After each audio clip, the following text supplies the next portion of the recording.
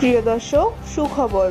Canada global league টি-20তে অবশেষে পরপর 2 ইনিংসেই রানের দেখা পেল লিটন দাস। ব্রাম্পটনের বোলারদের পিটিয়ে 4 ছক্কার ফুলঝুরি ছড়িয়ে কেমন ব্যাটিং তাণ্ডব দেখালেন লিটন দাস। গত ম্যাচে ব্রাম্পটনের বিপক্ষে মাঠে নামে লিটন দাসের সারে জাগুয়ার্স। প্রথমে ব্যাট করতে নেমে 2 উইকেট হারিয়ে বিপদে পড়ে যায় লিটনরা। এরপর ক্রিজে নেমে লিটন প্রথম থেকে ধীর গতির ইনিংস খেলেন।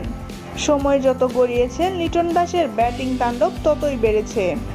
শেষ পর্যন্ত 45 বল খেলে 3টি 4 ও 3টি ছক্কা মেরে 59 রান করেন। প্রিয় দর্শক, লিটন দাসের এমন দুর্দান্ত ব্যাটিং কেমন লাগলো আপনাদের তা অবশ্যই জানিয়ে দেবেন আমাদের ভিডিওর কমেন্ট বক্সে।